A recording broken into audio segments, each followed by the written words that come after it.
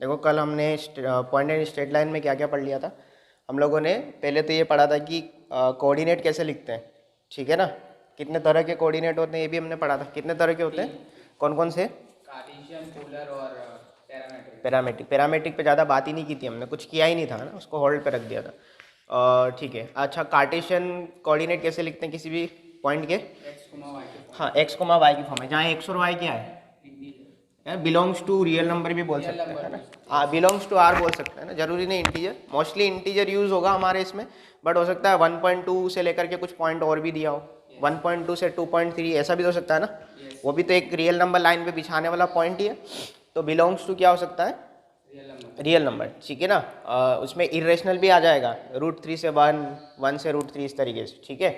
Okay. और ये तो हो गया कार्टेशियन। और पोलर कैसे लिखते हैं? Very good, r comma theta की फॉर्म में, है ना, जिसमें आर क्या होता है? Distance of point from origin. हाँ, पॉइंट की ओरिजिन से डिस्टेंस, मतलब ऐसा बोल सकता हूँ कि आर बराबर √x² + y², यस और नो। और थीटा क्या होता है?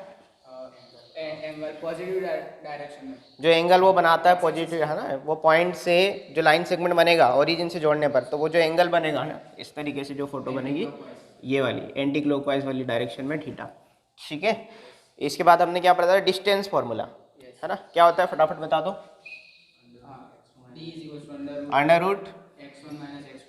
x1 - x2 का whole square plus y1 - y2 का होल स्क्वायर, या फिर हाँ कार्टेशियन के लिए, या फिर x2 - x1 का whole square plus y2 - y1 का होल स्क्वायर अंडर रूट के अंदर। अरे दोनों सेम चीज़ें मैंने बताया था कल के दिन। इसके बाद ये तो हो गया पोलर के लिए, सॉरी कार्टेशियन के लिए। अब पोलर के लिए अगर कोई पूछेगा तो डिस्टेंस फॉर्मूला क्या होगा? Very good, r1² + r2² minus 2r1 r2 cos θ1 - θ2। किसी को भी r1 θ1, किसी को भी r2 θ2 लेट कर सकते हैं, क्योंकि अंदर cos है, माइनस का फर्क नहीं आएगा, ठीक है। इसके बाद हमने क्या पढ़ा था? और बस इतना ही पढ़ा था, ठीक है।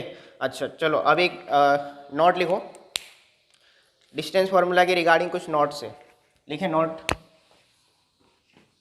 नंबर 1 लिखें। If distance d is given, if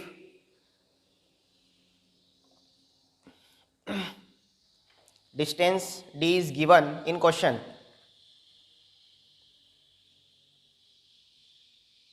then always use plus minus. मैं लिख देता हूँ बोर्ड, इधर देखो, प्लस फिर नीचे minus, plus minus sign,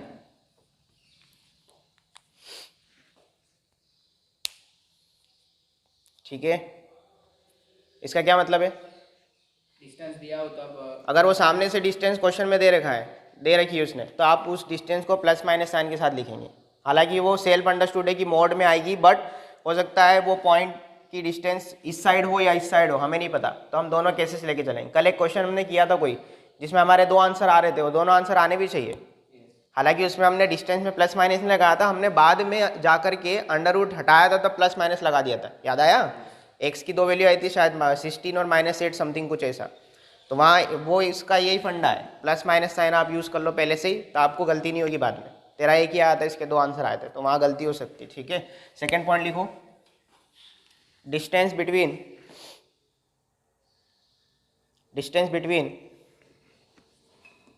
x1, 0 and x2, 0 is mod of x2 - x1। कोई दिक्कत इसमें समझने में? इसका आप मोड ऑफ x1 - x2 भी बोल सकते हो, क्योंकि मोड में लिखा है ना, एक ही बात है। x2 - x1, x1 - x2 both are the same thing. Minus का साइन अपने आप एडजस्ट हो जाएगा मोड की वजह से, कोई दिक्कत नहीं। अब देखो, चलो इसका एग्जांपल देखो। यहाँ मुझे बताओ कि अगर आपके पास एक्स एक्सिस पर एक पॉइंट है, सपोज ये 1, 0 है, और यहाँ पर सपोज एक पॉइंट है 3, 0 है, तो अगर मुझे इन दोनों के बीच की गैप पूछा है, गैप बोले तो डिस्टेंस, तो कितनी गैप है इन दोनों के बीच? 2 यूनिट। 2। हाँ, आप फॉर्मूला लगा के भी निकालोगे तो भी आंसर आएगा, एक ही बात है। वो भी कर लो ना, अंडर रूट में x2 - x1 का होल स्क्वायर प्लस y2 में, सेम बात है। इससे अच्छा डायरेक्ट आप कोऑर्डिनेट को घटाना सीखो अब, क्योंकि इसकी बहुत जरूरत पड़ेगी। ये बहुत एडवांस लेवल की चीज़ है जो हमें डायरेक्ट करनी है अब आगे जाके, बार बार थोड़ी डिस्टेंस फॉर्मूला लगाने बैठेंगे। आया समझ में? ठीक है ना। पॉइंट नंबर 3, आप 1 में से 3 घटा दो या 3 में से 1 घटा दो, सेम आंसर आएगा, मॉड लगा हुआ है इसलिए। ठीक है, दोनों के बीच की गैप हमें पता होनी चाहिए। लिखो अगला point, distance between 0, y1 and 0, y2 is, लिख लोगे क्या लिखोगे? Mode of mode of y2 y2 minus minus y1। Very good, इसका ही सेम भाई है इसका और क्या है। ठीक है ना। अब दोनों में अंतर क्या है? ये दोनों पॉइंट कौन से एक्सिस पर लाई करेंगे? एक्स एक्सिस पे। क्वाड्रेंट में तो नहीं जाएंगे ना, है ना। ये y0 है, y0 कहाँ होता है? एक्स एक्सिस पर होता है, कल बात हुई है हमारी इसके बारे में। और ये दोनों पॉइंट y एक्सिस के पॉइंट है क्योंकि x0 है इसलिए। y एक्सिस पर x0 होता है हमेशा, x कोऑर्डिनेट या एब्सिसा 0 होता है किसी भी पॉइंट का y एक्सिस पर, और यहाँ पे ऑर्डिनेट 0 होता है x एक्सिस पर। आ रही बात समझ में? कैसे भी समझना समझ लो। ठीक है, अगला पॉइंट लिखो, last point number 4, we use distance formula in the questions of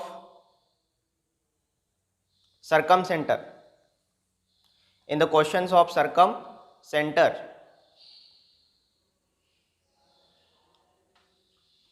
अब सर्कमसेंटर के बारे में कुछ जानते हो?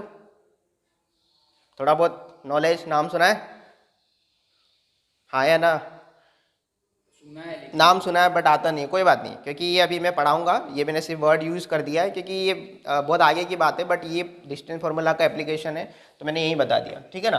देखो सर्कम सेंटर क्या होता है, मैं इधर ऊपर डिस्कस कर देता हूँ। सर्कम सेंटर क्या होता है? एक ट्राइंगल होता है, उस ट्राइंगल के तीनों वर्टाइसेस से ज्वाइन करते हुए एक सर्कल आप बना दो। बना दिया?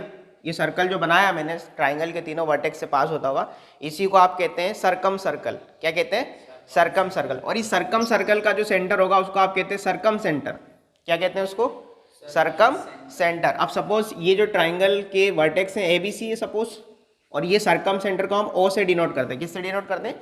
O से। तो O से A की डिस्टेंस, O से B की डिस्टेंस और O से C की डिस्टेंस बराबर होती है। नहीं आया समझ में? है ना। O से ये सारी डिस्टेंस क्या हो जाएंगी? बराबर। एक तरीके से रेडियस का काम कर रही है कि नहीं कर रही है? तो हम क्या लिखते हैं? OA is equal to OB is equal to OC। तो जब भी सर्कम सेंटर फाइंड करना होगा तो हम ये डिस्टेंस फार्मूला से जाएंगे। कैसे जाएंगे? डिस्टेंस फार्मूला से हम सर्कम सेंटर को XY लेट कर लेंगे या HK लेट कर लेंगे, और फिर हम कोई भी दो कंडीशन, इन दोनों को और इन दोनों को सॉल्व करेंगे, आपस में दो इक्वेशन बनेगी, उनको सॉल्व करेंगे तो हमारे पास सर्कम सेंटर आ जाएगा। कुल मिला के OA क्या है? O से A की डिस्टेंस, OB क्या है? O से B की डिस्टेंस, और OC क्या है? O से C की डिस्टेंस। और तीनों डिस्टेंस आपस में कैसी है? बराबर है। तो अल्टीमेटली आप डिस्टेंस फार्मूला यूज कर रहे हैं। सर्कम सेंटर अगर बहुत अच्छे से अभी नहीं समझ में आया तो कोई बात नहीं, बट इतना समझो कि सर्कम सेंटर में डिस्टेंस फार्मूला यूज होता है। ये सेंटर ऑफ ट्राइंगल का टॉपिक है जिसमें हम बहुत सारे सेंटर्स पढ़ने वाले हैं। ठीक है ना। ट्राइंगल के सेंटर होते हैं ये। ठीक है ना, पढ़ेंगे इसको बाद में, अभी फिलहाल इसको लिखो, आगे चलते हैं। अच्छा, एक क्वेश्चन करते हैं, देन फिर हमारा जो अगला टॉपिक हम कल बात कर रहे थे ना कि कार्टेशियन कन्वर्जन कैसे करते हैं, मतलब कोऑर्डिनेट कन्वर्जन कैसे करते हैं। कार्टेशियन कन्वर्जन नहीं, कल भी मैं यही वर्ड यूज़ कर रहा था। कोऑर्डिनेट कन्वर्जन हम अगला टॉपिक पढ़ेंगे, लेकिन उसके पहले एक क्वेश्चन है हमारे पास, क्वेश्चन नंबर 4। बहुत ही अच्छा क्वेश्चन है। देखो क्वेश्चन नंबर 4 पढ़ो शीट के अंदर। क्वेश्चन क्या है? If the segment joining points P(x1, y1) and Q(x2, y2), ठीक है ना, subtends an angle of alpha at origin, then prove that OP, ये आपको प्रूव करना है, prove that OP into OQ cos alpha is equal to x1, x2 plus y1, y2। ये आपको prove करना है। ठीक है। अब देखो उसने ये बोला कि दो पॉइंट को जोड़ने वाला जो लाइन सेगमेंट है, जो दो पॉइंट को जोड़ने वाला लाइन सेगमेंट है, ये ओरिजिन के साथ एक अल्फा एंगल सबटेंड करता है। अल्फा एंगल सबटेंड करने में अल्फा एंगल बनाता है। ठीक है ना। तो फोटो बनाते हैं हम लोग, पहले फोटो बनाते हैं। तो सपोज हम ओरिजिन बनाएंगे, एक तो ओरिजिन बना दिया, ओरिजिन तो ऑलरेडी बनी गया है ना कोऑर्डिनेट एक्सिस में। हम एक पॉइंट P बनाएंगे और एक पॉइंट क्या बनाएंगे? Q बनाएंगे। ये मैंने P बनाया x1, y1, और मैंने यहाँ पे बनाया Q पॉइंट x2, y2। इसमें कोई दिक्कत समझने में नहीं। इनको मैंने क्या किया? ज्वाइन कर दिया ओरिजिन के साथ, इसको इसके साथ और इसको इसके साथ ज्वाइन कर दिया, और इनको भी आपस में ज्वाइन कर दिया। आप सुनना ध्यान से, इन दोनों को जोड़ने वाला जो सेगमेंट है ना वो ओरिजिन के रेस्पेक्ट में अल्फा एंगल बनाता है। नहीं आया समझ में? आएगा समझ में? कोई डाउट है? नहीं, ये अल्फा एंगल बनाया ना उसने, तो उसको ये प्रूव करके बताना है। अब ये प्रूव कैसे करेंगे, क्या हमारे दिमाग में आएगा? डिस्टेंस पहले ओ पी क्यू का निकाले। पी क्यू का डिस्टेंस निकाले, वेरी गुड। और फिर क्या करेंगे? फिर कोसाइन रूल लगा के देखेंगे। कोसाइन रूल लगाओ ना, डायरेक्ट डिस्टेंस क्यों निकालें? डायरेक्ट कोसाइन रूल लगाओ। किसके रेस्पेक्ट में? ये अल्फा एंगल के रेस्पेक्ट में। याद आया कल हमने सीखा था cos alpha equal two adjacent side के स्क्वायर का सम माइनस अपोजिट साइड का square divided bye 2 times of adjacent side का प्रोडक्ट। याद आया कुछ? तो वो लगाते हैं यूजिंग कोसाइन रूल, क्योंकि इसमें कोस अल्फा मुझे दिख रहा है इसलिए। ठीक है, यूजिंग कोसाइन रूल क्या हो जाएगा ये बोलो? Cos alpha is equal to, बोलो कितना लिखूं? O P square plus O Q square minus P Q square divided by कितना? 2 times of O P into O Q. सही है क्या? ठीक है ना। अब कॉस अल्फा तो एज इट इज रहेगा, उसके साथ कोई छेड़खानी नहीं। कॉस अल्फा चाहिए भी आपको। अच्छा बताओ ओपी, ओपी क्या हो जाएगा? OP x square plus y, x one square plus y. पहले तो मुझे बताओ, सिर्फ ओपी बताओ। Under root x one square plus Y one square, लेकिन ओपी का स्क्वायर लगाते ही अंडर रूट हट जाएगा, तो क्या बचेगा? सिर्फ x one square plus Y one square. इसको आपस से समझो। ओपी का मतलब ओरिजिन से पी की डिस्टेंस, डिस्टेंस फॉर्मूला आता है आपको। कल हमने ओरिजिन से किसी पॉइंट की डिस्टेंस का फॉर्मूला भी लिखा था, ठीक है? वो लगा दो और उसका स्क्वायर करना है तो अंडर रूट हट जाएगा already. Plus O Q square. अब सोचो ओ क्यू स्क्वायर कितना आएगा? बोलो X two square plus Y two square. लिख दूं मैं? X two square plus Y two square minus, बताओ P Q square. X one minus X two का whole square plus Y one minus Y two. X one minus X two करूँ या X two, एक ही बात है। X one minus X two का whole square, यहाँ ब्रैकेट लगा दूं मैं, यस, है ना, plus Y one minus Y two का होल स्क्वायर। अब बताओ नीचे डिवाइड में कितना?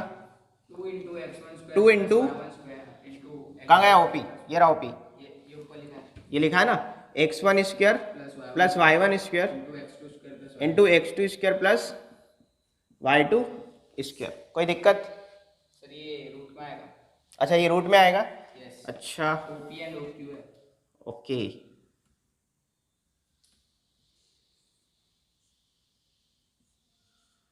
अभी सही है। यस, अभी क्या करें? अब ये ब्रैकेट खोलते हैं। ब्रैकेट खोले, इतना कॉपी करो, इसको आगे कैलकुलेट करो। देखो ये जो नीचे तुमने लिखवाया ना अंडर रूट लगा के, इसको अगर ना लिखे तो ज़्यादा बेटर है, क्योंकि आपको अल्टीमेटली क्या चाहिए? OP O Q cos alpha. तो अगर ये ओपी लिखा है और ये ओ क्यू लिखा है ना, तो ये मल्टीप्लाई जब इधर होगा, ये 2 को एडजस्ट कर देंगे। 2 का वादा नहीं है ना, वो तो एडजस्ट हो जाएगा। तो इसको मैं डिस्टेंस फॉर्मूला से नहीं लिख करके सिंपली लिखता हूँ जैसा चल रहा है, ठीक है ना? OP into O Q. एक स्टेप और बढ़ा दूँ मैं, इसको मल्टीप्लाई कर देता हूँ इधर, तो जाएगा 2 times of OP O Q cos of alpha equal to, ये कितना जाएगा? X one square plus Y one square plus x two square plus Y two square minus, अब बताओ इसको ओपन कर ले।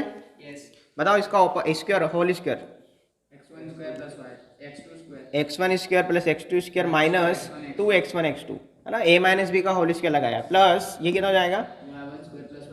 Y one square plus Y two square minus 2 y one Y two. Very good. अब देखो कुछ cut पीट रहा है, एक्स वन वाई वन, ये माइनस का एक्स वन स्क्वायर जब ब्रैकेट खुलेगा माइनस मल्टीप्लाई होगा तो ये दोनों कटेंगे, और एक्स टू स्क्वायर भी कट रहा है क्या? ये भी कट रहा है। Y one square Y two square भी पूरा कट गया है। तो हमारे पास क्या बच रहा है अल्टीमेटली? यहाँ लिख दूँ ऊपर 2 times of O P into O Q is equal to, देखो माइनस मल्टीप्लाई हो रहा है इन दोनों के साथ, तो ये जाएगा प्लस का 2 एक्स वन एक्स टू, सही है क्या?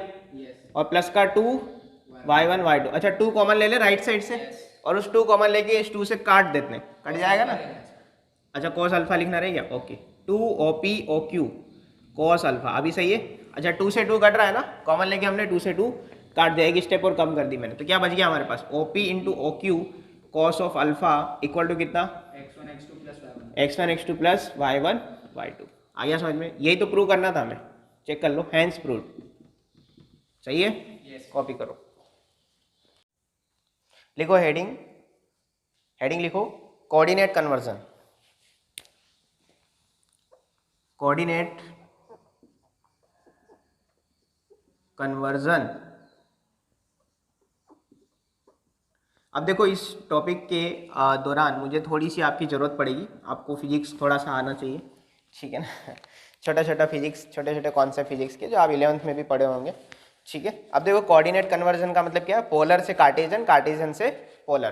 पैरामीट्रिक का कोई इसमें लेना देना नहीं है, पैरामीट्रिक का बिल्कुल एक अलग ही डोमेन है, उनका एक अलग ही पूरा एरिया है, उसका कोई कन्वर्जन से कोई लेना देना नहीं, वो अलग तरीके से काम करते हैं। तो कोऑर्डिनेट कन्वर्जन में हम क्या पढ़ने वाले हैं, पोलर से कार्टेशियन और कार्टेशियन से पोलर, ठीक है। मैं इसको ऐसे लिख दूँ क्या, समझ जाओगे इसका मतलब, पोलर से कार्टेशियन, कार्टेशियन से पोलर। थोड़ा केमिस्ट्री भी यूज़ कर लेते हैं ना, डबल एरो, ठीक है ना, बाई डायरेक्शनल रिएक्शन हो रही है।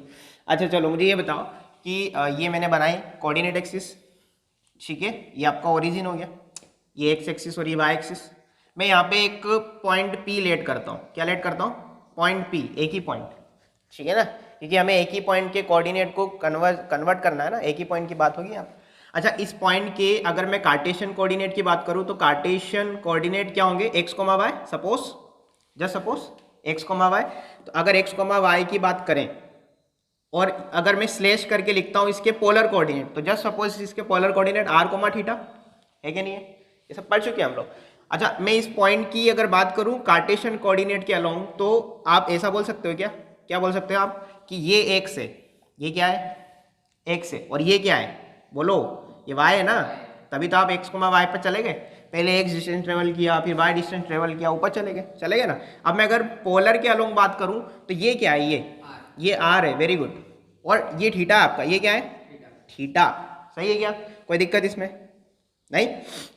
अच्छा आप लोगों को वो करना आता है, कंपोनेंट लेना आता है, कंपोनेंट लेते हैं ना, तो जैसे अगर मैं r के कंपोनेंट थीटा के अलोंग लेता हूं तो बताओ ये क्या हुआ, ये क्या हुआ, r cos थीटा, और ये क्या हुआ, r sin थीटा। कैसे कैसे याद रखते हो तुम इसको, थीटा के अलोंग जो कंपोनेंट होता है वो cos थीटा होता है, और जो उसके अपोजिट या फिर थोड़ा दूर होता है वो sin। थोड़ा दूर नहीं, थोड़ा दूर तो फिर ये भी है ना। अब देखो हम इसमें हम कैसे याद करते हैं, हमारे फिजिक्स के टीचर ने कैसे सीखा कि जो थीटा होता है ना, थीटा, थीटा से जुड़ी हुई लाइन। अब देखो इस लाइन का कोई लेना देना नहीं, क्योंकि इस लाइन का आर का ही तो कंपोनेंट कर रहे हैं आप, तो इस लाइन को, अब थीटा से जुड़ी हुई लाइन तो ये भी है, बट इसका आप कंपोनेंट ले, तो थीटा से जुड़ी हुई लाइन आर कोस थीटा, और थीटा के सामने वाली लाइन आर साइन थीटा, ऐसा हम करते हैं, ठीक है ना। तो बताओ आज के दिन ये क्या हो गया, ये क्या हो गया, आर कोस थीटा, और ये सामने वाला क्या हो गया, आर साइन थीटा। तो क्या मैं इस फोटो से ऐसा लिख सकता हूँ, x is equal to r cos theta, सही है क्या, अरे एक्स और ये दोनों बराबर ही है ना, अरे है कि नहीं है, पहले ये एक्स था, अब ये आर कोस थीटा हो गया, तो दोनों बराबर हो गए, और वाई इज इक्वल टू क्या हो जाएगा, बोलो आर साइन थीटा। तो बस यही तो आपके देखो क्या कन्वर्जन हो गया, हुआ कि नहीं हुआ। अरे आपको आर थीटा दे रखा है तो आप एक्स और वाई निकाल सकते कि नहीं निकाल सकते, निकाल सकते हैं ना। तो अगर आपको पोलर से कार्टेशियन कन्वर्ट करना है, क्या बोला मैंने, पोलर से कार्टेशियन, तो ये दोनों बातें याद होनी चाहिए। अब उल्टा सोचते हैं, अब देखो अगर आपको एक्स वाई दे रखा है और आपको आर और थीटा निकालना है, तो आर क्या होता है, देखो आर क्या होता है, आर अंडर रूट में, बोलो x square plus y square, अरे बोलो आर यही तो होता है, आर क्या होता है, ओरिजिन से इसकी डिस्टेंस एक्स कोमा वाई की, ठीक है। और थीटा, थीटा की अगर बात करें, सुनना बहुत ही ध्यान से। अच्छा मुझे ये बताओ कि क्या ये राइट एंगल ट्राइंगल है कि नहीं है, इसमें टेन थीटा कितना होगा, tan theta y upon x, very good, tan theta है ना, परपेंडिकुलर अपॉन बेस, सही है क्या। तो टेन थीटा बराबर, बोलो टेन थीटा बराबर कितना, y by x, it implies theta कितना, हाँ ये टेन कहाँ जाएगा, उसके पास जाएगा, तो ये इनवर्स बन के जाएगा, ठीक है ना। अब ITF तुम पढ़ के आ चुके हो, tan inverse y upon x, तो ये थीटा निकलेगा और ये आर निकलेगा, कब, जब आपको एक्स वाई दे रखे होंगे तब। तो जब भी कार्टेशियन कोऑर्डिनेट दिए हो तो आर निकालो, थीटा निकालो, दैट्स इट। और जब आपको आर थीटा दिए हो तो एक्स वाई ऐसे निकालो, एंड देन आपका काम खत्म। आया समझ में, आया ना समझ में। क्वेश्चन करेंगे इसके बाद, कॉपी करो इसको, सुनना ध्यान से। एक क्वेश्चन करते हैं, करें क्वेश्चन, ठीक है। क्वेश्चन नंबर आप देखो शीट में, क्वेश्चन नंबर 6 वो कह रहा है convert the point 1, -1 in polar form. अच्छा 1, -1 कैसा फॉर्म दिया है, कार्टेशियन दिया है, ठीक है ना। 1, -1 क्या दिया है, कार्टेशियन। क्वेश्चन नंबर 6 इधर साइड में कर रहा हूँ मैं, 1, -1 को आपको क्या करना है, अच्छा फिफ्थ भी है, फिफ्थ को बाद में करेंगे, पहले 6 करते हैं। अच्छा चलो फिफ्थ करते हैं, ज़्यादा बेटर है, फिफ्थ करते हैं, तो मेरा ध्यान नहीं गया। क्या बोला उसने, convert the point 2, π/3, 2, π/3 into cartesian, cartesian में कन्वर्ट करना है, इधर देखो। अच्छा ये क्या दिया है, पोलर फॉर्म, बताओ इसमें आर कितना है, आर कितना है 2, वेरी गुड। और थीटा कितना है पाई बाय 3 बोले तो कितना डिग्री 60 डिग्री 180/3, ठीक है ना। तो आपको क्या निकालना है, कार्टेशियन में निकालना है ना। तो ये फॉर्मूले आपके पास यहाँ पे x बराबर कितना हो जाएगा r cos थीटा बोले तो 2 cos पाई बाय 3, सही है क्या। बताओ cos 60 कितना 1/2, तो 1/2 इंटू 2 1, वेरी गुड। और y इज इक्वल टू कितना, यहाँ से देखो r sin theta that is 2 sin 60, तो 2 sin पाई बाय 3। बताओ sin 60 कितना, बोलो √3/2, 2 इंटू √3/2, ये कट जाएगा तो कितना बचेगा, इट इम्प्लाइज √3। तो आपके पॉइंट क्या आ गया, x, y क्या जाएगा 1, √3, वेरी गुड। तो ये आपने कार्टेशियन कन्वर्ट कर दिया इसको, ठीक है। अब मेरे को जो काम की बात बतानी थी वो ये थी कि अगेन यहाँ पे जो थीटा है, ये थीटा कैसा है, एंटी क्लॉकवाइज डायरेक्शन में है, पॉजिटिव है। हमेशा थीटा आप एंटी क्लॉकवाइज मेजर करोगे, ये बहुत काम की बात बता रहा हूँ मैं। ये थीटा वापस आपको ट्रबल करेगा, देखो यहाँ भी अभी ट्रबल करेगा। अभी क्वेश्चन नंबर 6 लूंगा ना तो आप लोग कंफ्यूज हो जाओगे। ये कॉम्प्लेक्स नंबर में भी आपको यहाँ पे थीटा वहाँ पे निकालना पड़ेगा। तो ये चीज़ अभी से सीख लो कि हमेशा इसको एंटी क्लॉकवाइज मेजर करना है। आ रहा है समझ में, ठीक है। वो क्वेश्चन कॉपी करो। बताओ क्वेश्चन नंबर 5 पे बस 6 करें अब, ठीक है। अब देखो एक पोलर में कन्वर्ट करना सीख लो एंड देन फिर क्वेश्चन अगला आप करोगे। वो कह रहा है convert the point 1, -1 in polar form. अच्छा ये कैसा फॉर्म दिया था, कार्टेशियन दिया था, ठीक है ना। आपको पोलर में कन्वर्ट करना है। अब बताओ इसको कंपेयर करो, इसमें x कितना है 1, y कितना है -1। आपको x y पकड़ में आ गया ना। अब आपको r निकालना और थीटा निकालना है, ठीक है ना। तो बताओ r का फॉर्मूला क्या हुआ करता था, very good, √x² + y²। It implies √1 का स्क्वायर प्लस -1 का स्क्वायर, डेट इज कितना √2, सही है क्या, ठीक है ना। अब आपको निकालना है थीटा। तो थीटा का फॉर्मूला क्या था, बोलो tan इनवर्स y/x। अब सुनना ध्यान से, बहुत ही ध्यान से सुनना। थीटा निकालते हुए गलती होगी आपसे, ये जाएगा tan इनवर्स कितना -1/1, दैट इज -1। tan इनवर्स -1 कितना होता है -π/4। नहीं करना है आपको 360 -π/4, दैट इज गुड, ज़्यादा सही है। क्यों किया ऐसा हमने, पॉजिटिव डायरेक्शन में लेना है, क्योंकि पॉजिटिव डायरेक्शन में लेना है। अब देखो इसने तो अपने दिमाग में पिक्चर बना लिया, पिक्चर बना के सीखो चीज़ों को। tan इनवर्स -1 आपको -π/4 नहीं लिखना है। क्यों नहीं लिखना है, क्योंकि आप इसमें जीरो से उधर नहीं जाओगे, निगेटिव एंगल नहीं चाहिए आपको, ठीक है ना। तो देखो इसकी फोटो कैसे बनेगी, यहाँ बना देता हूँ।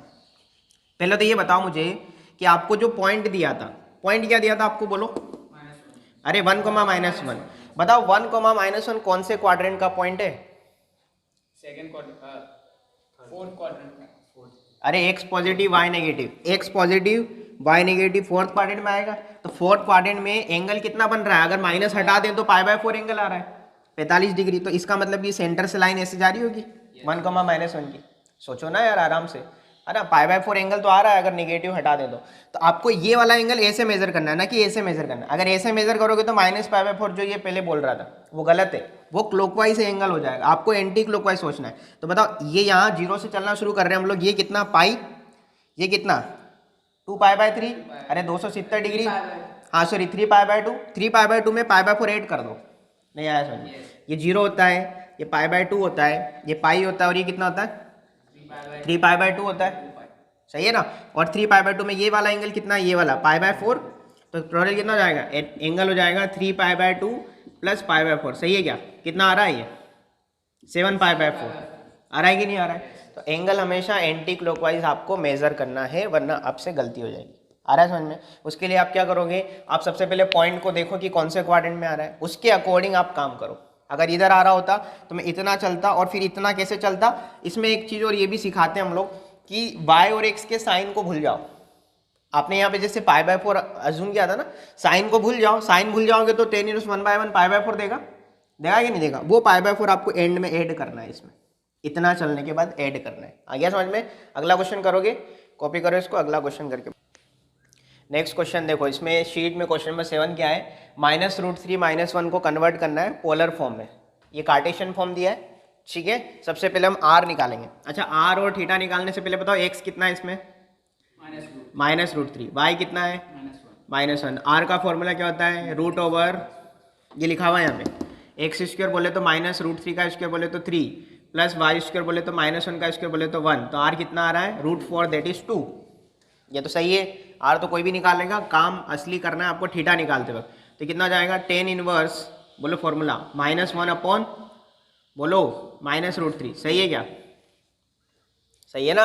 1 से 1 गया, टेन इनवर्स 1/√3, बोलो कितना, है ना? देखो जो लोगों को इनवर्स में काम करना नहीं आता 11th के बच्चों को, उनके लिए मैं बता दूं कि अगर आपको कहीं पे ऐसा दिख जाए टेन इनवर्स, जैसे यहाँ पे 1 दिख रहा था, तो आपको क्या सोचना है, टेन इनवर्स तो अपनी जगह पर है, 1 टेन में किसकी वैल्यू होती है, π/4, बोले तो 45 डिग्री, तो यहाँ पे लिख दो 10 π/4। फिर आप देखोगे ये 10 बिना इनवर्स का और ये इनवर्स का, अरे कोई भी एक वैल्यू ऐसे लिखी और एक वैल्यू उसका इनवर्स लिखी है तो कट के हट जाते ना, वो एलिमिनेट हो जाते हैं। तो क्या बचता है हमारे पास, π/4 बचता है। वही काम यहाँ कर रहे हैं हम लोग।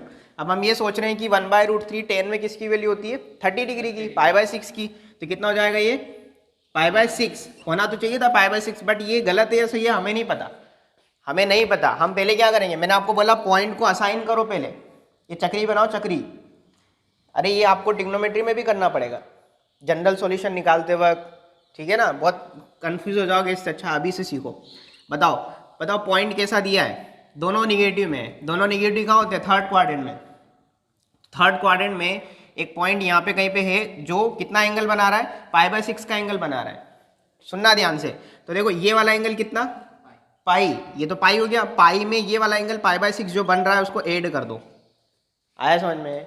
आया ना? हो गई थी ना गलती तेरे से? तो एंगल थीटा कितना हो जाएगा, पाई में मैंने π/6 ऐड किया तो कितना आ जाएगा थीटा, 7 π/6। यही आपका फाइनल थीटा है। वो तो डमी थीटा था, उस डमी थीटा को मैंने ऐड किया आगे जाकर। आया समझ में? ठीक है। ये थीटा होता क्या है, एक्स एक्सिस से बनाया गया एंगल। तो ये एक्स एक्सिस का एंगल है, देखो ये ऐसे, ऐसा नहीं सर हम मैंने तो ऐसे कर दिया, नहीं ऐसा नहीं, एक्स एक्सिस से बनाना है, पॉजिटिव डायरेक्शन में, एंटी क्लॉकवाइज। ठीक है, कॉपी करो। शीट में क्वेश्चन नंबर 8 देखें, पढ़े उसको। क्वेश्चन नंबर 8 वो कह रहा है which point on x axis is equi distance from 5,9 and -4,6। अच्छा, उसने ये बोला कि एक्स एक्सिस पे ऐसा कौन सा पॉइंट है जो 5,9 और -4,6 से इक्वी डिस्टेंट है। इक्वी डिस्टेंस का मतलब दोनों पॉइंट से उस पॉइंट की डिस्टेंस बराबर है। अब ये बताओ कि उसने बोला which point on the x axis, x axis का पॉइंट बोला है, तो एक्स एक्सिस का पॉइंट क्या होता है, x,0। Very good. तो आपके पास x,0 एक पॉइंट है, वो हमें दो पॉइंट से इक्वल डिस्टेंस पर देखा है। उन दोनों पॉइंट का नाम क्या है, बोलो।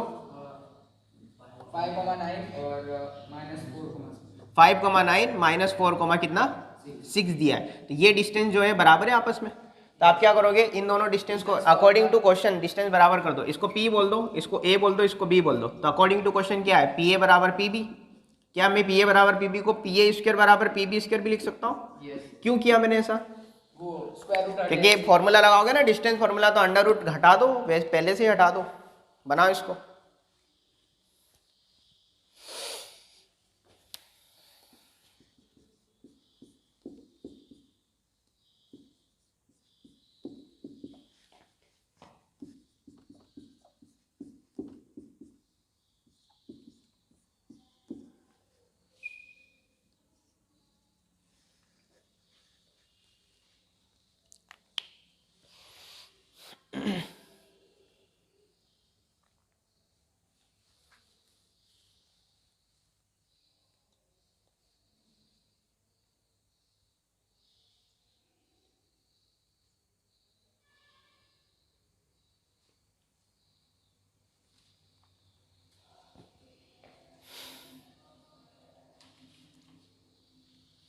हो जाएगा आज के दिन।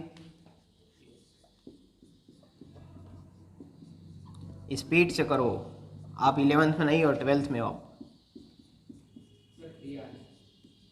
एक ही आंसर आ रहा है। यस, ये क्या है, वो x² का ओके। 3,0।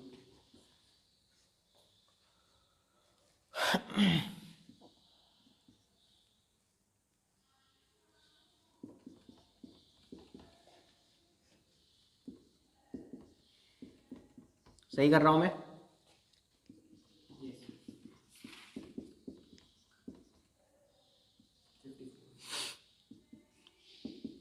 18 या 54, x = 3 आ गया। ठीक है ना? तो पॉइंट क्या हो जाएगा, 3,0। वेरी गुड, ये आपका एक्स एक्सिस का ऐसा पॉइंट है जिससे इन दोनों पॉइंट की डिस्टेंस बराबर है। कुछ नहीं करना है, कैलकुलेशन है बाकी तो। डिस्टेंस फॉर्मूला लगाया, दोनों साइड स्क्वेयरिंग कर दिया पहले से ही, ओपन करोगे, सॉल्व करोगे, इधर उधर शिफ्ट करोगे टर्म्स को, तो आंसर आ जाएगा x equal to 3। x equal to 3 आने पर पॉइंट क्या हो जाएगा, जो हमने लेट किया था, ये हमने लेट किया था पॉइंट x,0 एक्स एक्सिस का पॉइंट हमने लेट किया था, ठीक है ना। अब ऑटोमेटिकली x पॉजिटिव आ गया, इसका मतलब ओरिजिन से उस साइड है पॉइंट, ठीक है। कॉपी करो, आगे चलते हैं। अच्छा, इस चैप्टर में अभी तक हमने सबसे ज़्यादा काम अगर किसी के साथ किया है तो वो क्या है, डिस्टेंस फार्मूला। अभी तक हम डिस्टेंस फार्मूला से आगे बढ़े नहीं है ना। हमने कार्टेशियन कन्वर्जन मतलब कन्वर्जन करना सीख लिया, हालांकि वो भी मैंने इसलिए सिखाया कि कल एक क्वेश्चन रेज हुआ था कि सर अगर एक पॉइंट के कोऑर्डिनेट कार्टेशियन में, एक के कोऑर्डिनेट अगर पोलर में दिए तो मैं डिस्टेंस कैसे निकालूंगा फिर। तो मैंने कन्वर्जन करना सिखा दिया, आप कन्वर्जन करके डिस्टेंस फार्मूला लगा सकते हैं। डिस्टेंस फार्मूला कितने अपने पास, दो है, एक कार्टेशियन के लिए अलग और एक पोलर के लिए अलग, ठीक है। अच्छा, एक बात मुझे ये बताओ कि अगर बाय चांस ऐसा हुआ नहीं अभी तक, ऐसा क्वेश्चन मैंने कहीं देखा नहीं होगा, बट ऐसा बाय चांस दे दिया कि सपोज 1,2 एक कार्टेशियन पॉइंट दिया है कार्टेशियन फॉर्म में, और एक 2,π/3 ऐसा कुछ दिया पोलर फॉर्म में, दिया है कि नहीं दिया है, दिया है। तो अभी आपने कन्वर्जन करना सीखा, तो कार्टेशियन से पोलर कन्वर्ट करना ज़्यादा आसान है या पोलर से कार्टेशियन? ये कार्टेशियन में कन्वर्ट करना आसान है। कार्टेशियन में कन्वर्ट करना आसान है, क्यों? क्योंकि x बराबर r cos थीटा, y बराबर r sin थीटा, कोई पंगा नहीं है वहाँ, आप थीटा में फंस रहे थे कि नहीं। तो ये आपकी स्मार्टनेस के ऊपर डिपेंड करेगा, ठीक है ना। डिस्टेंस फार्मूला लगाना है तो आप देख लेना अपने हिसाब से किसको किस में कन्वर्ट करें। फिलहाल मैं अभी अगले टॉपिक पे जा रहा हूँ। अगेन मैं डिस्टेंस फार्मूला की एप्लीकेशन पे ही काम करूंगा। आप किस पे, एप्लीकेशन ऑफ डिस्टेंस फार्मूला, है ना। हेडिंग नहीं लिखना है, हेडिंग क्या लिखना है आपको, हेडिंग है आपकी ज्योमेट्रिकल फिगर्स, ज्योमेट्रिकल फिगर्स समझ लो पहले, उसके बाद आप कॉपी कर लेना। अच्छा, मुझे ये बताओ, अगर मैं ज्योमेट्रिकल फिगर की बात करूं तो इस चैप्टर में मेनली हम दो तरह की फिगर्स के बारे में बात करेंगे। अभी तक डिस्टेंस फार्मूला के रिगार्डिंग ही हम लोग उसके आजू बाजू काम कर रहे हैं, ठीक है ना। बहुत आगे नहीं जा रहे, अभी सर्कल इंट्रोड्यूस नहीं हुआ है अभी फिलहाल, ठीक है। स्ट्रेट लाइन भी इंट्रोड्यूस नहीं हुआ। तो ज्योमेट्रिकल फिगर हम लोग दो तरीके से इंट्रोड्यूस करेंगे यहाँ पे। एक होगा हमारा ट्राइंगल और एक होगा क्वाड्रिलेटरल। क्या होगा, क्वाड्रिलेटरल, ठीक है। अब मैं पहले बात करूंगा ट्राइंगल की। ट्राइंगल को लेकर के कुछ अपने विचार बताओ। तीनों एंगल का सम 180 होता है। Okay, types of triangle. Okay, जल्दी जल्दी फटाफट फटाफट, 12th में हो तुम लोग, तुमको सब आता है।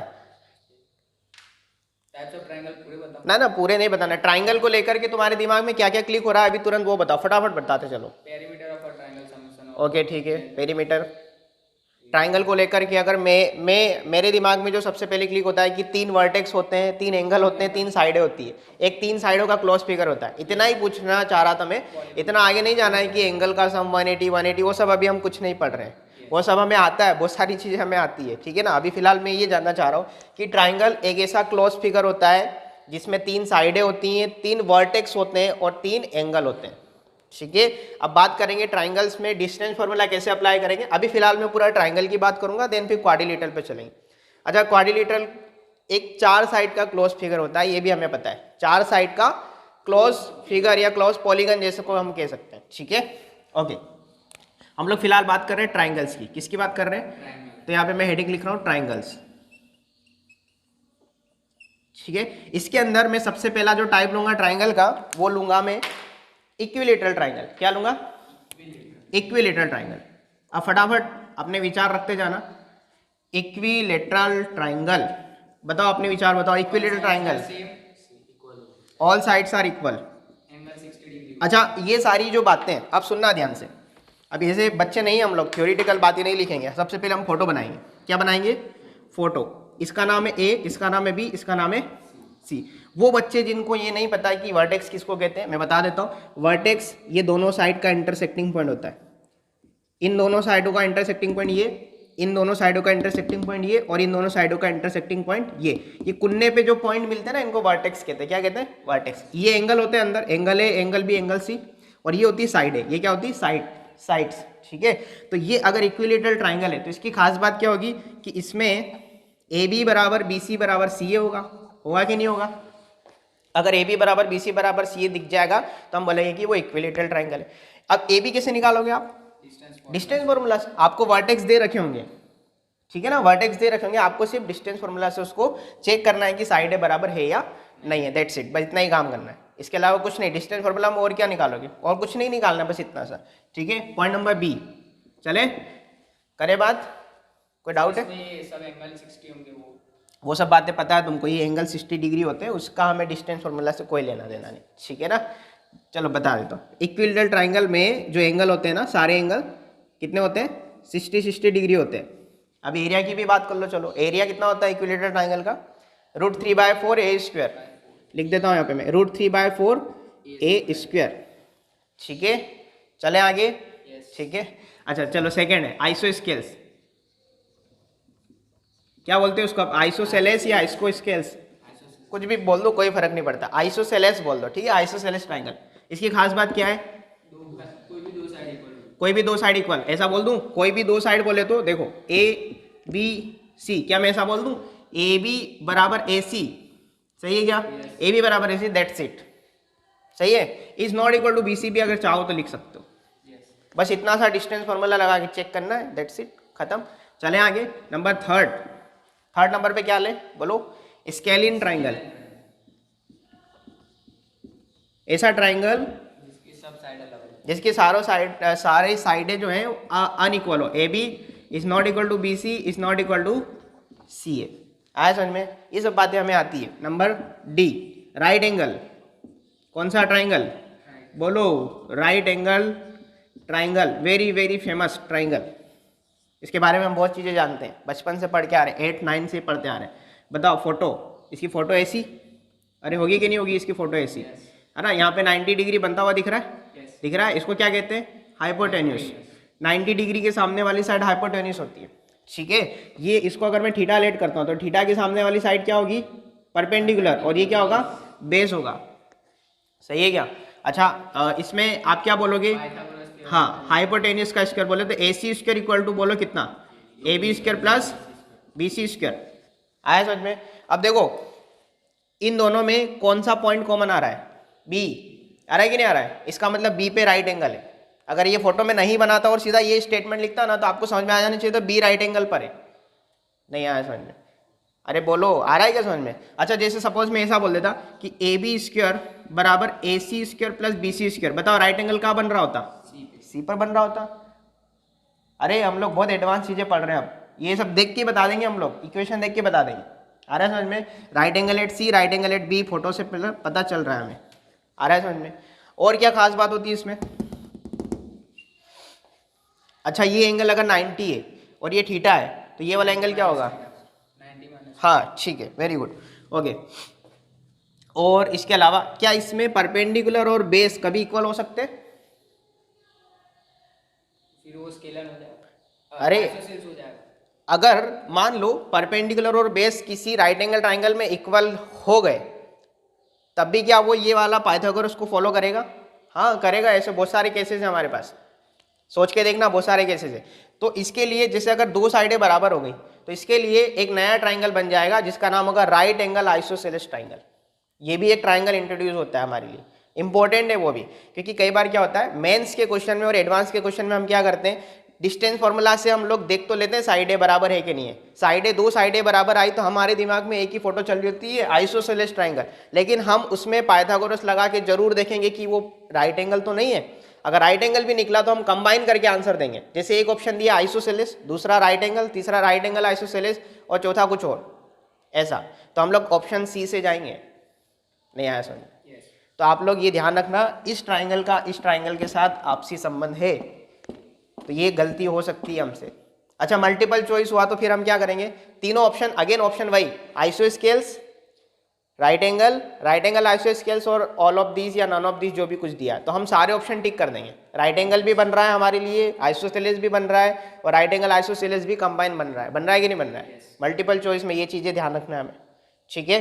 तो यहाँ पे मैं लिखूँ ऑप्शन सॉरी पॉइंट डी के बाद पॉइंट ई, क्या लिखूँ मैं? Right angle isosceles triangle. क्या क्या लिखोगे इसके लिए आप बोलो? ए बी बराबर ए सी और दूसरी बात क्या, देखो अब इसमें आप इसके लिए बताते, चलो ए बी बराबर बी सी लिखता हूँ, क्या लिखता हूँ, ए बी बराबर बी सी, सही क्या, ए बी बराबर बी सी और ए सी का square equal to A B का स्क्वायर प्लस बी सी का स्क्वायर। अगर ये दोनों बातें एक साथ फॉलो हो गई तो वो राइट एंगल आइसोसेलेस होगा, होगा कि नहीं होगा, होगा ना। Yes. अच्छा, इसके अलावा अगर आपको मैं पूछूं कि ऑब्ट्यूज एंगल ट्राइंगल कुछ होता है, Yes. क्या होता है, 90 से ज्यादा होगा तो ऑब्ट्यूज। ऐसा ऐसा ट्राइंगल जिसमें कोई एक एंगल 90 से ज़्यादा हो, 90 से ज़्यादा और 180 से छोटा हो, ये भी ध्यान रखना, 90 से बड़ा तो फिर तो बहुत बड़ा हो जाएगा, 360 तक भी जा सकता है ना, वहाँ तक नहीं जाना है, 180 और 90 के बीच में रहना है। और अक्यूट एंगल में क्या होगा, 0 से 90। आया समझ में, ठीक है, ये कॉपी करो।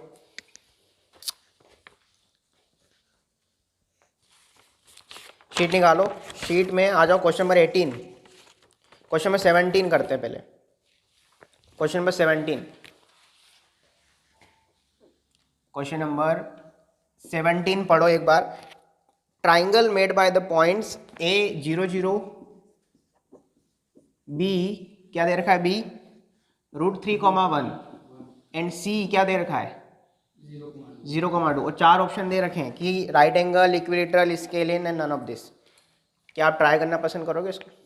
आपको ट्राइंगल के वर्टेक्स दे रखे हैं, आपको ट्राइंगल का नेचर बताना है।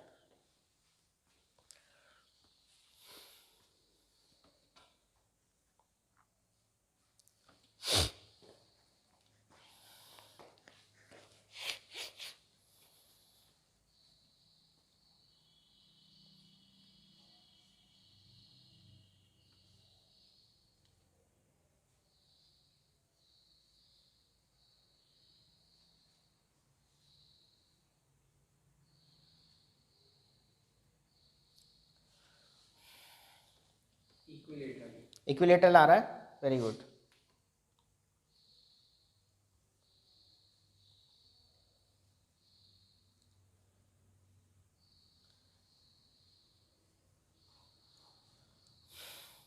क्या आ रहा है तेरा?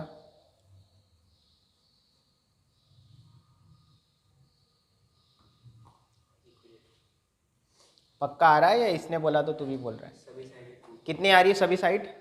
2 आ रही है, वेरी गुड। चलो आ जाओ, बताओ क्या क्या क्या निकाले हम लोग। पहले ए बी निकाले, साइड की लेंथ निकाले ना, ए बी। बोलो अंडर रूट में क्या लिखूं, √3 - 0 का होल स्क्वायर, बोले तो 3 का मतलब 3 √3 का स्क्वायर 3 और 1 - 0 का स्क्वायर बोले तो 1, कितना आ जाएगा, √4 का मतलब 2। अब बी सी निकालते हैं, बी सी का मतलब अंडर रूट में देखो दिस माइनस दिस कर दें, 0 - √3 का स्क्वायर बोले तो -√3 का स्क्वायर कितना 3 प्लस 2 - 1 का स्क्वायर बोले तो 1 का स्क्वायर 1, इट इम्प्लाइज √4 का मतलब 2। सी ए निकाले, बताओ ए बी बी सी ए बोले तो 0 - 0 का स्क्वायर 0 और 0 - 2 का स्क्वायर बोले तो -2 का स्क्वायर 4, दैट इज कितना आ रहा है 2 आ रहा है। आ रहा है क्या, √4 2 आ रहा है। तो ए बी बी सी सी ए सब कितना आ रहे हैं, बराबर आ रहे हैं, ए बी बराबर बी सी बराबर सी ए और ये सब 2 के बराबर आ रहे हैं। इसका मतलब सारी साइडें बराबर है और सारी साइडें बराबर है तो ये कौन सा ट्राइंगल है, इक्विलेटरल ट्राइंगल है। सही है क्या?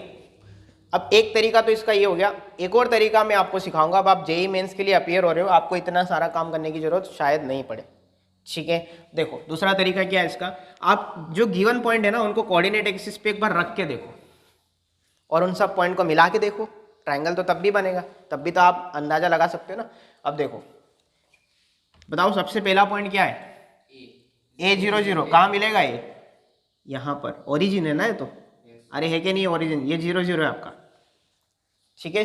अगला पॉइंट √3,1 एक्स की वैल्यू √3 वाई की वैल्यू 1, यहाँ के ले लें इसको, थोड़ा आगे लेते हैं, एक्स की वैल्यू √3 वाई की वैल्यू। अच्छा सपोज इसके अलावा ये वाला पॉइंट 0,2 कहाँ मिलेगा आपको, एक्स की वैल्यू 0 वाई की वैल्यू 2, एक्स की वैल्यू 0 वाई की वैल्यू 2, यहाँ कहीं रास्ते में ले लें, इधर ये यहाँ कहीं ले लिया मैंने, ये 0,2 ले लिया।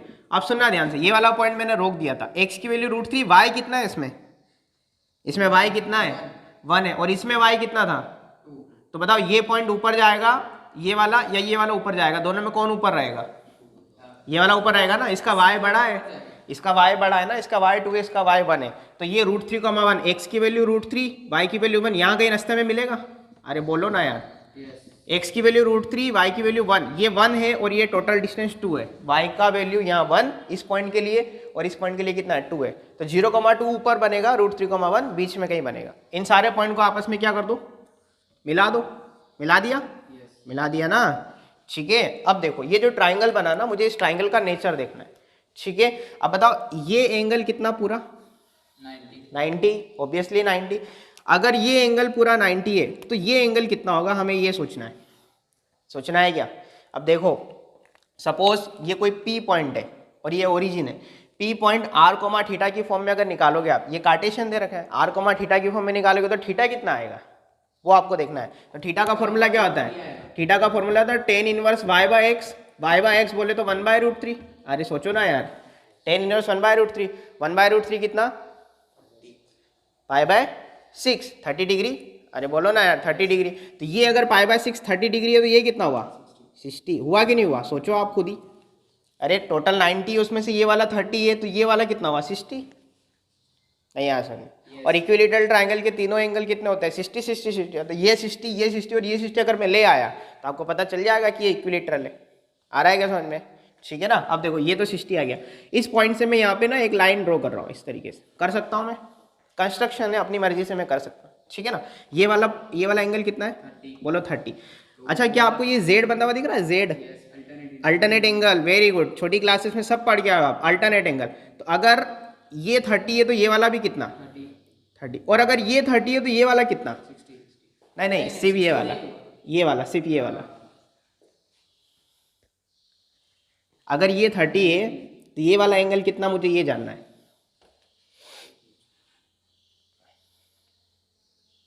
कैसे बताओगे आप इसको? हैं कौन सा 60 - 30? कौन सा 60 - 30? सर वहाँ पर z पूरा कर लो। कहाँ पे? अच्छा इसको भी z कर दे क्या, इसको ऐसे? अच्छा ये z कर दिया, चलो ये z बन गया। तो बेटा ये एंगल और ये एंगल दोनों नहीं पता हमको, ये इतना जरूर पता है कि ये 90 है हमारे पास। अब इसमें अगर ये वाला एंगल पता चल जाए तो ये वाला एंगल भी पता चल जाएगा। सोचो अब आप बैठ के आराम से, आपको ये एंगल निकालना है, ये एंगल आ जाएगा तो ये पूरा एंगल पता चल जाएगा कितना आ रहा है, ठीक है ना। और अगर ये एंगल आ गया, सुनो, अगर ये एंगल आ गया ना तो z बन रहा है वापस ऊपर, तो ये वाला एंगल पता चल जाएगा, और ये एंगल पता चलते ये वाला एंगल भी पता चल जाएगा। सारी कहानी इस एंगल पे डिपेंडेंट है। अब आप बताओ। अच्छा चलो एक हिंट देता हूँ, यहाँ पे मैं कुछ सोच रहा है, बता। वहाँ पर 90 है, ये 30 है। कहाँ पे 90 है? बाहर के दो एंगल्स का सम और एक अंदर वाला एंगल, वो एक थ्योरम है ना। कौन सी theorem? Exterior angle is the sum of the two interior angle. तो यहाँ पे एक्सटीरियर एंगल कौन है? ये 90 और 60। कौन 90 और 60? ये 90 है। कौन सा? 60 के ऊपर वाला 90 होगा। अच्छा ये वाला, तो ये एक्सटीरियर हो गया। ये दोनों इंटीरियर हुए। कौन दोनों? ये दोनों इंटीरियर, ये दोनों या ये दोनों? ये दोनों। अच्छा ये दोनों इंटीरियर, नहीं मैं समझा नहीं, बता वापस।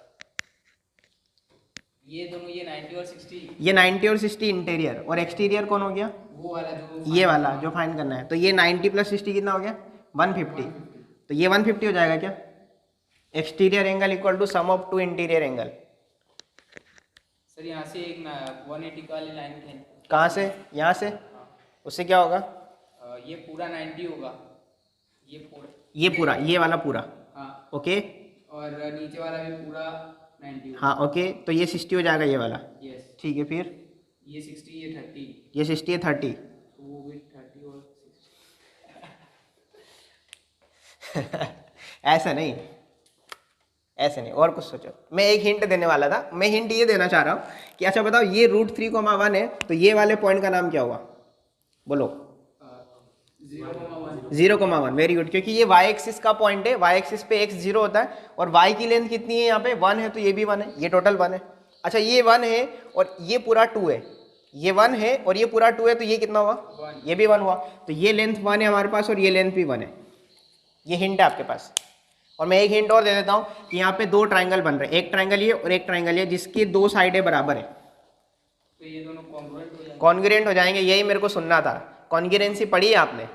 देखो दो साइडें बराबर है, यस। दो साइड बराबर, एस ए कॉन्ग्रुएंस। और देखो इसमें आप देखोगे दो साइडें कौन कौन सी बराबर, एक साइड तो ये वाली हो गई और एक दोनों की कॉमन साइड ये वाली हो गई, तो दो साइडें बराबर और एक एंगल भी बराबर। कौन सा एंगल, ये 90 तो ये भी 90, यस। तो दो साइड बराबर और एक एंगल बराबर, तो कौन सी कॉन्ग्रुएंसी लगेगी, सास, एसएस, दुनिया का सबसे खतरनाक शब्द सास, साइड एंगल साइड, सही है क्या। तो दो ट्राइंगल कॉन्ग्रुएंट हो गए, अगर कॉन्ग्रुएंट हो गए तो उनकी करस्पॉन्डिंग एंगल भी आपस में बराबर होंगे, तो इसका मतलब ये 30 तो ये भी कितना, बोलो 30, सही है क्या। और अगर ये 30 तो ये भी 30, जेड बन रहा है ना, और अगर ये 90 था पूरा, ये वाला पूरा 90 था, तो ये 30 है तो ये कितना हो गया 60। अब देखो ये एंगल 60, ये एंगल पूरा कितना 60, और ये एंगल कितना 60, तीनों एंगल बराबर 60 60 60, तो कौन सा triangle, equilateral triangle, that's it. आया समझ में। तो आप कोऑर्डिनेट को इस तरीके से बिछाना आप हैबिट में डाल लो, क्यों, क्योंकि सेंटर ऑफ ट्राइंगल में बहुत जरूरत पड़ेगी। मैं एक हिंट देता हूँ, सेंटर ऑफ ट्राइंगल में क्या होता है ना, जो एक ऑर्थो सेंटर करके एक वर्ड होता है, ऑर्थो सेंटर में आप क्या करोगे, अगर आपको पता चल गया कि ये राइट एंगल है, तो राइट एंगल का पॉइंट ही ऑर्थो सेंटर होता है, आपको मेहनत करनी ही नहीं है, तो उसके लिए आपको ये हैबिट में आना बहुत जरूरी है। आ जाएगा धीरे धीरे, पहले इसको कॉपी करो फिर आगे चलते हैं। करें अगला क्वेश्चन, क्वेश्चन नंबर 18 पढ़े। वो कह रहा है triangle made by points A 3,0, B क्या दे रखा है 3,4 और सी दे रखा है 0,4, और ऑप्शंस नहीं दिए, इसका मतलब ऑप्शंस वही है जो ऊपर है, right angle, equilateral, scalene, isosceles, जो भी, ठीक है। पॉइंट एक बार देख लो, 30, 34, 04, बनाओ इसको।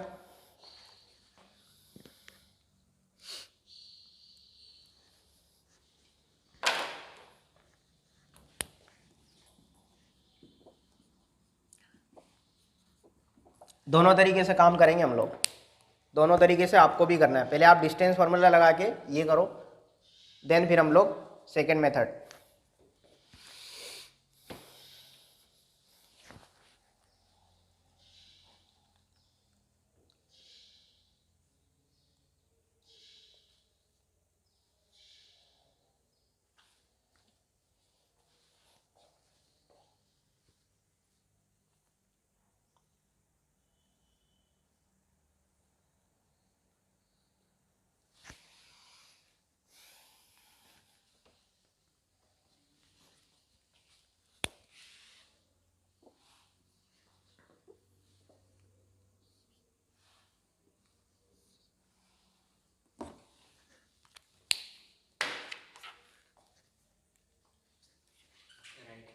राइट एंगल आ रहा है क्या, उस लड़के का राइट एंगल आ रहा है।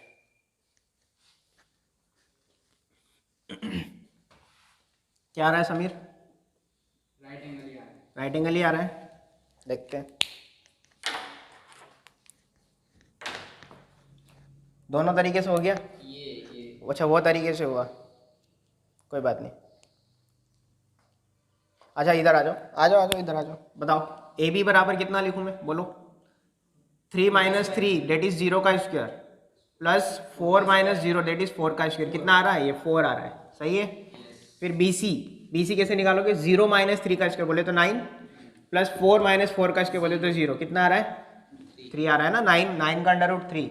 और सी ए 0 - 3 का स्क्वायर बोले तो 9 प्लस 4 - 0 का स्क्वायर बोले तो 16, ये कितना आ रहा है 25 दैट इज 5। अरे 3 4 5 तो कुछ जाना पहचाना है, तो बहुत ही फेमस ट्रिपलेट है ये, बहुत फेमस ट्रिपलेट है, राइट एंगल ट्राइंगल बनाएगा ये।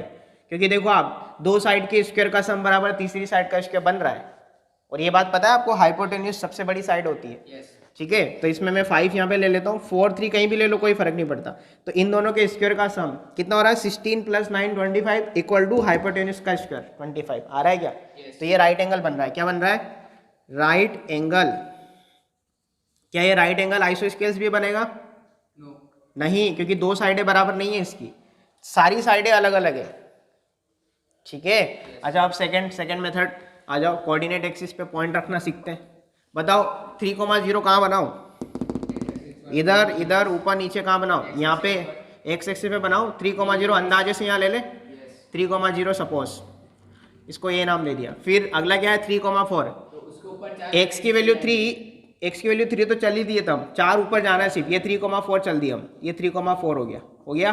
और 0,4, एक्स की वैल्यू 0, वाई की वैल्यू 4। अरे 4 तो हम इतना चल ही रहे हैं ना, ये आपने 4 और चल दिया यहाँ पे 0,4। ये आपका सी पॉइंट हो गया, ये बी पॉइंट हो गया, इन सबको मिला दो, ये मिलाया और ये मिला दिया, ट्राइंगल बन गया। और ट्राइंगल बनते ही ये स्ट्रेट मिलेगा, ये स्ट्रेट मिलेगा, इस तरीके से दिख रहा है आपको स्ट्रेट, और ये स्ट्रेट मिलेगा तो यहाँ पे आपको कितने डिग्री का एंगल बनता हुआ दिख रहा है? 90 डिग्री। फोटो से ही क्लियर हो गया, कोई कॉन्ग्रुएंसी कुछ नहीं लगाना है। तो ये कैसा है? Right angle. सही है क्या? ठीक है, कॉपी करो इसको।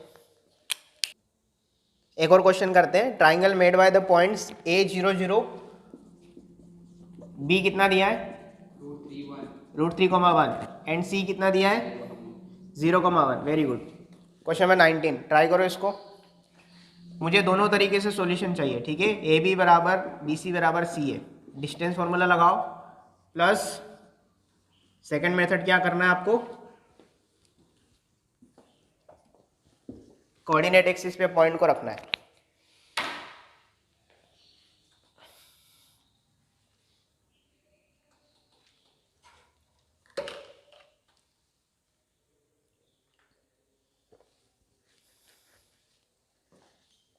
हो जाएगा। देखो AB कितना आ रहा है, निकाले AB। बताओ, √3 माइनस 0 का स्क्वायर बोले तो 3, और 1 माइनस 0 का स्क्वायर बोले तो 1, कितना आ रहा है ये? 2। अरे √4 का मतलब, वो कल एक लड़का √4 निकाल ही नहीं पा रहा था बाहर, बोलता है 4 की पावर 3/2 को बोलता है सर इसको हम 4√4 लिख दें। हाँ लिख दें, फिर √4 को निकाल ही नहीं पा रहा है, फिर हंस रहा खुद पे ही कि अरे मैं √4 का मतलब 2 नहीं लिख पा रहा। तो मैंने उसको बोला कि 4 की पावर 3/2 को तू ऐसा लिखना, पहले 2 का स्क्वायर की पावर 3/2, तो 2 से 2 कट जाएगा, आंसर 8 आ रहा है। वो 8 वैसे भी आ रहा है, बट उसका 8 ही नहीं आ रहा था, बोलते सर मेरा 8 ही नहीं आ रहा है, मैं क्या करूँ? तो ऐसी गलती नहीं करना है, ठीक है ना। तो √4 का मतलब कितना आता है? 2 होता है, ठीक है। कल की बात है, ज़्यादा पुरानी नहीं है, नाम नहीं लूंगा मैं। अच्छा, BC की बात करें तो बताओ, BC में क्या करोगे? √3 माइनस 0 का स्क्वायर बोले तो 3, प्लस 1 माइनस 1 का स्क्वायर बोले तो 0, कितना आ जाएगा ये? √3। और AC कैसे निकालोगे? 0 माइनस 0 का स्क्वायर बोले तो 0, और 0 माइनस 1 मतलब -1 का स्क्वायर 1, तो कितना आ जाएगा ये? 1। क्या दो साइड के स्क्वायर का सम तीसरी साइड के बराबर है? देखो ना आप, 2 का स्क्वायर प्लस 1 का स्क्वायर, √3 प्लस √3। अच्छा इन दोनों का स्क्वायर, अच्छा इन दोनों का करें, मतलब क्या BC square plus CA square बराबर AB स्क्वायर आ रहा है क्या? देख लो, √3 का स्क्वायर 3, 1 का स्क्वायर 1 इक्वल टू 2 का स्क्वायर 4 आ रहा है ना। तो राइट एंगल हो गया। क्या हो गया? Right angle. पहले दिखने में हमें ऐसा लग रहा होगा कि ये स्केलन जाएगा, लेकिन पूरा प्रॉपर जाना है आपको, राइट एंगल ट्राइंगल, ठीक है। अरे आ रही बात समझ में? ठीक है ना, ओके। और अगर उस मेथड से करें तो बताओ 0 0 कहाँ रखोगे? ओरिजिन पर, यहीं पर। और √3,1, एक्स की वैल्यू √3, वाई की वैल्यू 1, यहाँ मिलेगा कहीं पर? थोड़ा इसको बड़ा बनाते हैं, एक्स की वैल्यू √3, वाई की वैल्यू 1 यहाँ पर, ठीक है ना। और 0,1, 0 और 1 ये यहाँ मिलेगा 0,1, इन सबको क्या कर दो? मिला दो। जैसे ज्वाइन करोगे ना, यहाँ 90 डिग्री बनता हुआ दिखेगा। 90 डिग्री बना मतलब राइट एंगल, ठीक है। कॉपी करो इसको। देखो अभी तक हम क्या पढ़ रहे थे? Geometrical figure. टाइटल क्या था हमारा? ज्योमेट्रिकल फिगर, जिसके अंदर हमने पहले ट्राइंगल के बारे में बात किया, और ट्राइंगल के अंदर हमने डिस्टेंस फॉर्मूला ही अप्लाई अभी तक हम कर रहे हैं। इसके बाद हम लोग लिखेंगे सेकंड पॉइंट क्या था उसमें? क्वाड्रिलेटरल। उसका भी नेचर हम देखेंगे। तो देखो, लिखो हेडिंग क्वाड्रिलेटरल। क्वाड्रिलेटरल,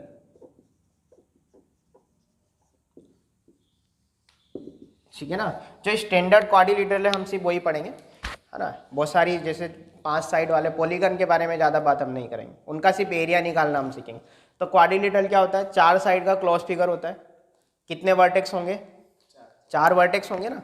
अगर 4 साइड बनाओगे तो 4 वर्टेक्स भी मिलेंगे इस तरीके से, 1 2 3 4 मिलेंगे कि नहीं मिलेंगे? 4 साइडें होंगी, 4 वर्टेक्स होंगे, और एंगल भी कितने होंगे? एंगल भी तो 4 होंगे ना, ठीक है ना। ओके, तो क्वाड्रिलेटरल में सबसे पहला जो सबसे आसान है और हम सब जानते हैं उसके बारे में, वो है स्क्वायर। क्या है? स्क्वायर। क्या फोटो बनाना आती है हमको स्क्वायर की? पढ़ा है हमने, ठीक है ना। कैसी फोटो बनेगी? कुछ ऐसी, चारों साइड इक्वल वाली, ठीक है ना। इमेजिन कर लेना चारों साइडें बराबर है, ठीक है। तो ABCD, तो सबसे पहली बात क्या लिखोगे इसमें? AB बराबर BC बराबर CD बराबर DA, चारों साइडें बराबर कर दी। इसके अलावा और क्या खास बात होती है स्क्वायर में? सभी राइट 90 डिग्री। अच्छा, ये सारे एंगल 90 डिग्री होते हैं, वेरी गुड। इसका लेकिन डिस्टेंस फार्मूला से कोई लेना देना नहीं है, इसके अलावा कोई और बात? डायगोनल, चलो डायगोनल बना देता हूँ, ये डायगोनल बन गए। इसके बाद डायगोनल तो बना दिए, और डायगोनल दोनों इक्वल होते हैं। दोनों इक्वल होते हैं, वेरी गुड। इसके डायगोनल आपस में बराबर होते हैं, AC बराबर BD, ये इंपॉर्टेंट बात है। ये भी तो आप डिस्टेंस फार्मूला से ही निकालोगे ना, यस। क्योंकि बहुत सारे ऐसे पॉलीगन है, ऐसे क्वाड्रिलेटरल है जिनके डायगोनल बराबर नहीं होते हैं। चारों साइडें तो बराबर होती है बट डायगोनल इक्वल नहीं होते हैं, जिसका नाम है रोम्बस। पैरेललोग्राम में तो आमने सामने की साइडें बराबर होती है, वो तो रेक्टेंगल से बनता है, सही है क्या? तो इसका ही बड़ा भाई है रोम्बस, जिसमें साइडें तो बराबर होती है बट डायगोनल अनइक्वल होते हैं। बट स्क्वायर में डायगोनल कैसे होते हैं? इक्वल होते हैं। और दूसरी बात, इसके जो डायगोनल होते हैं AC और BD आपस में 90 डिग्री बनाते हैं। क्या बनाते? 90 डिग्री बनाते हैं। इसके अलावा एक और खास बात, AC का मिड पॉइंट, क्या बोला मैंने? AC का मिड पॉइंट, मिड पॉइंट समझते हो ना, जो मिडिल मोस्ट पॉइंट होता है इस लाइन सेगमेंट का मिडिल पॉइंट। तो AC का मिड पॉइंट और BD का मिड पॉइंट कोइंसिडेंट होते हैं। क्या होते हैं? कोइंसिडेंट समझते हो? दोनों पॉइंट एक ही जगह पर गिर रहे हैं, आ रही बात समझ में? तो मिड पॉइंट ऑफ AC बराबर मिड पॉइंट ऑफ BD, ये बात मैं बाद में नोट करके लिखाऊंगा। बहुत सारे क्वाड्रिलेटरल में ये सब बातें बराबर होती है, ठीक है ना, मिड पॉइंट बराबर होते हैं, कोइंसिडेंट होते हैं, उसकी हमें अभी डिस्टेंस फार्मूला में जरूरत नहीं। बट ये बात जरूरी है कि चारों साइडें बराबर और डायगोनल भी आपस में बराबर, तो वो क्या होगा? स्क्वायर होगा। आया समझ में? ठीक है। अगर आपको 4 पॉइंट दे रखे हैं और आपसे पूछा है कि check the nature of quadrilateral, तो कैसे चेक करोगे? पहले साइडें निकालोगे डिस्टेंस फार्मूला से, फिर क्या निकालोगे? डायगोनल निकालोगे, देखोगे लेंथ बराबर है तो स्क्वायर है, नहीं है तो फिर और कुछ, ठीक है। करें बात point number B, rectangle. Opposite side equal. हाँ, फोटो बनाओ, फोटो कैसी बनेगी? कुछ हद तक ऐसी बनेगी, सही है क्या? यस। बोलो, अरे बोलते नहीं हो तुम लोग यार। यस। सही है ना? अरे सही है, इमेजिन कर लेना, मैंने पहले भी बोला था ना, रेक्टेंगल ही है ABCD। बताओ क्या लिखूं? पहला पॉइंट क्या लिखूं? AB=CD या DC, एक ही बात है। आमने सामने की साइडें बराबर, एंड और क्या लिखूं इसके अंदर? AD=BC, very good. इसके भी डायगोनल होंगे, ये मैंने डायगोनल बना दिए, ठीक है ना, ये डायगोनल बन गए। क्या डायगोनल इक्वल होंगे? बोलो, डायगोनल इक्वल होंगे क्या इसके? होंगे या नहीं होंगे? पक्का सोच लो। यस होंगे। होंगे इसके डायगोनल इक्वल। AC बराबर कितना? BD। क्या डायगोनल 90 डिग्री पे मिलेंगे? डायगोनल के बीच में ये एंगल 90 डिग्री का होगा क्या? नहीं होगा। होगा या नहीं होगा? अरे होगा, 90 डिग्री होगा।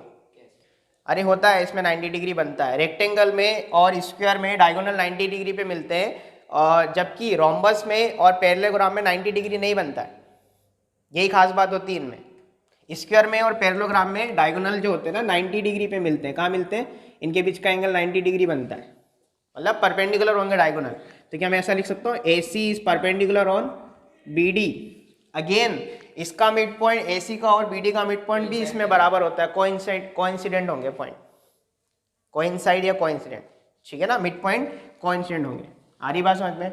ये सब रटने वाली चीजें, ये सब रटना, आपको ध्यान रखना है ये सब। करे बात आगे, चलिए अगला ले लेते हैं रोम्बस। क्या ले ले? पैरेललोग्राम लेते हैं, चलो कोई बात नहीं, रोम्बस ले ले। रोम्बस, ठीक है ना। अच्छा, ये रेक्टेंगल और स्क्वायर पढ़ने के बाद मेरे जहन में एक बात चल रही है, वो बात ये चल रही है, सुनना ध्यान से। ऐसी बातें आपने सुनी होगी शायद कि all the rectangles can be square but all the squares can not be rectangle. ऐसी बातें सीखी है हमने। यानी रेक्टेंगल इसी का एक फॉर्मेशन है, इसी से मिलके बना है, ठीक है। तो all the rectangles can be square but all the squares can not be rectangle. अरे स्क्वायर रेक्टेंगल थोड़ी बन पाएगा, साइडें आपस में आमने सामने की साइडें बराबर नहीं हो पाएंगी ना, ठीक है ना, तो ये ध्यान रखना। रोम्बस, बताओ फोटो कैसी बनेगी? काइट जैसे। हाँ, काजू कतली, काइट नहीं, काजू कतली है ना। काजू कतली देखी है तुम लोगों ने? अरे देखी होगी, खाना खाने जाते हो ना? अरे जाते हो कि नहीं जाते हो शादियों में? काजू कतली आती है ना, ऊपर चांदी की परख लगी रहती है उस पर, है ना, चांदी का वो लगा रहता है। A B सी डी अगर घर में बनाओ तो I am always ready to come. अगर काजू कतली घर में बने ना तो you can drop a message to me, मैं कहीं भी होऊंगा तो आ जाऊंगा, ठीक है। अपनी चाय छोड़ सकता हूँ मैं इसके लिए, ठीक है। चलिए इसमें अब देखो, इसमें चारों साइडें आपस में कैसी होंगी बोलो, ए बी बराबर बी सी बराबर सी डी बराबर डी ए, चारों साइडें बराबर, but A C is not equal to कितना बी डी, इसके डायगोनल बराबर नहीं होंगे, डायगोनल आपस में बराबर नहीं होंगे, बट डायगोनल के मिड पॉइंट कोइंसिडेंट इसमें भी होंगे। आ रही बात समझ में? जितने भी हम स्टैंडर्ड ये पढ़ रहे हैं क्वाड्रिलेटरल, चारों में मिड पॉइंट कोइंसिडेंट होगा, ये ध्यान रखना, ठीक है। इस पे क्वेश्चन भी आया हुआ है एग्जाम में। इसके अलावा और कोई बात, इसके डायगोनल ए सी और बी डी परपेंडिकुलर नहीं होंगे। आ रही बात समझ में? ठीक है। इसके बाद हम लेंगे अगला क्या, पैरेलोग्राम, ठीक है ना। उसको कॉपी करो पहले।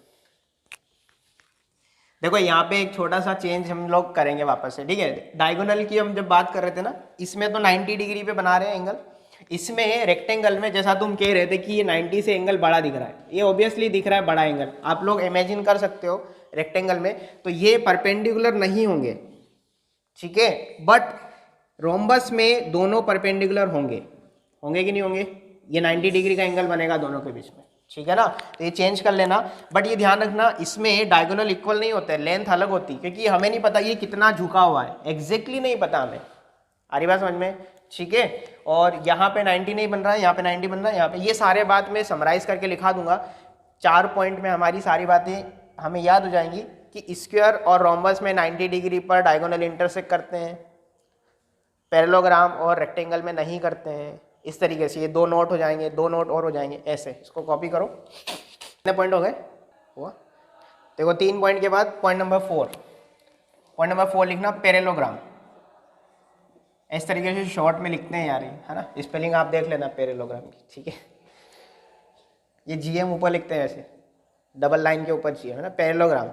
देखो इधर फोटो कैसी बनेगी, फोटो ऐसी बनेगी झुकी हुई, ठीक है ना। ये दिखने में वैसे ही रोम्बस जैसा लगेगा, बट दोनों में अंतर है।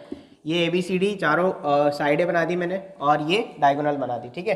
पहली खास बात क्या है इसमें, AB बराबर CD और AD बराबर कितना BC, आमने सामने की साइडें बराबर, diagonal AC is not equal to BD, very good, diagonal unequal, और डायगोनल 90 डिग्री पर इंटरसेक्ट नहीं करेंगे, AC is not equal to BD। आया समझ में? ठीक है ना। ये पैरेललोग्राम की खास बात है, ओके। ये रेक्टेंगल का ही एक केस है, रेक्टेंगल में भी तो 90 डिग्री पे नहीं होते ना वो, ठीक है। इसके बाद नंबर 5 पे लिखेंगे काइट्स। क्या लिखेंगे? काइट्स। काइट्स वही पतंग वाला काइट, ठीक है ना। ये भी एक अपने क्वाड्रिलेटरल अपने सिलेबस में, ठीक है। अब देखो फोटो कैसी बनेगी, इसकी फोटो बनेगी ऐसी, ये वाली। कोई दिक्कत नहीं, पतंग बना दी, है ना। सीजन आ भी रहा है, ये A B ये C और इसको मैंने D नाम दे दिया, ठीक है। अब बताओ इसकी खास बात है, क्या क्या लिखे हम इसमें?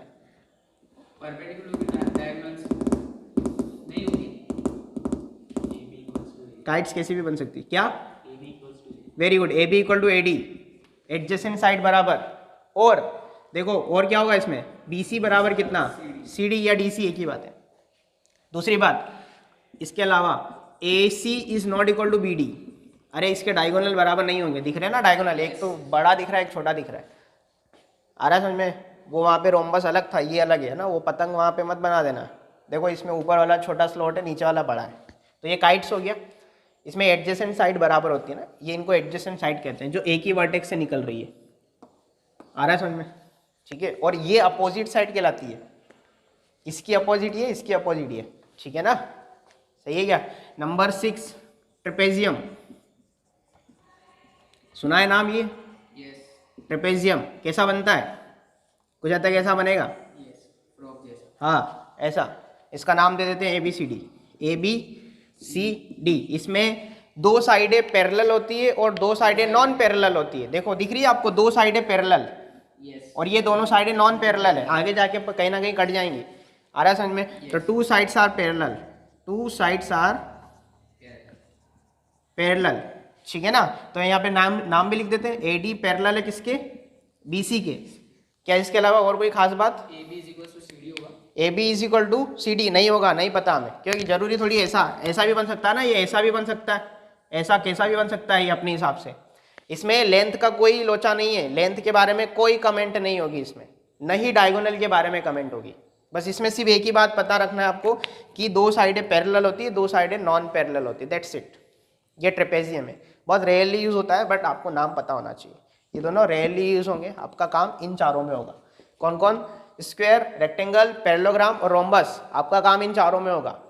आगे बात समझ में? बट काइट्स का कोई भरोसा नहीं है, कभी भी जेईई मेंस वाले कभी भी कुछ भी पूछ सकते हैं, तो पता होना चाहिए। ट्रेपेजियम बहुत रेयरली यूज होगा, बट ये वर्ड आपको पता होना चाहिए, ठीक है? ओके, कॉपी करो।